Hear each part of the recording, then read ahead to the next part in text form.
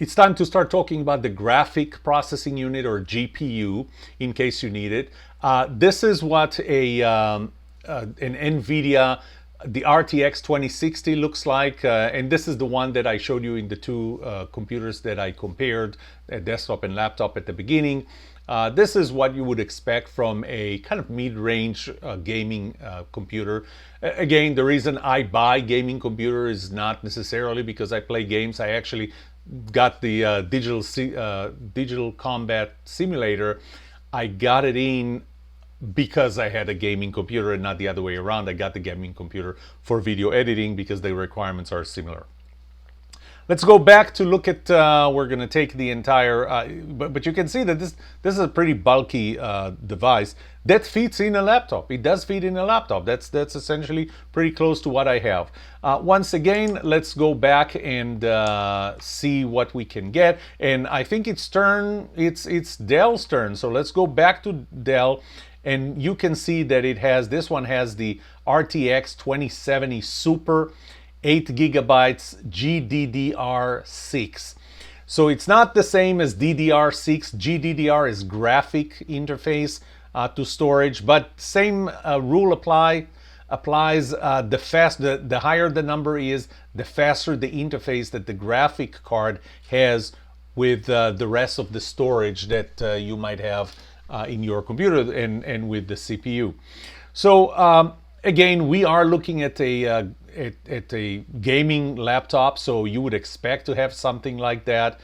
If we start looking down, and you know, maybe I should have done this sooner. I just want to show you that at least with Dell, they give you different options. So this computer at $2,000 comes with an i7 10th generation, 12 megabyte of cache and so on. But there is, for $300 more, only $300, and only today, you can get an i9 10th generation that's running up to 5.3 with 8 cores, 16 megabytes of cache, and that probably is going to be a significant boost. Let's see the graphic card.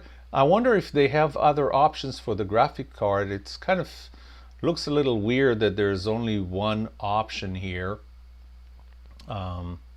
I lost the graphic card. There it is, more info, and let's see. That's just information about the graphic card. This is what they recommend and so on. But if we went back, and maybe that's what we should do, if we went back and started looking at other computers that Dell might have, this is what we're going to find. Let's look at home computers again. And when you start looking at the side, there is processor generation. They already have 11th generation.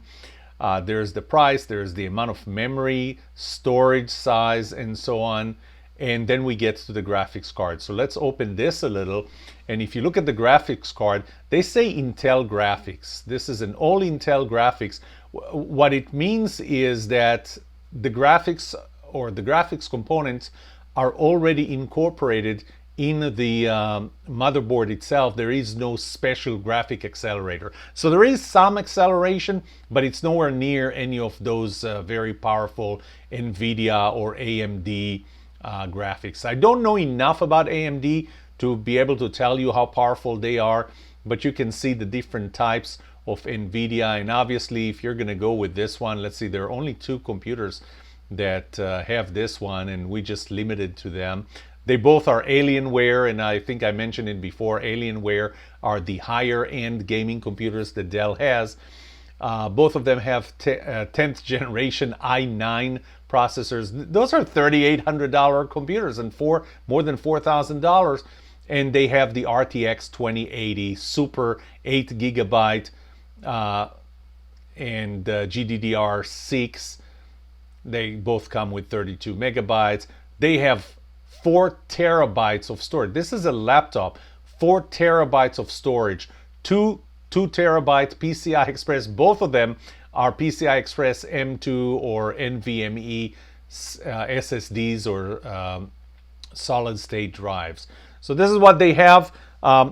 Once again, if you don't need to have applications like video rendering, video editing, or high-end gaming, you're okay with Intel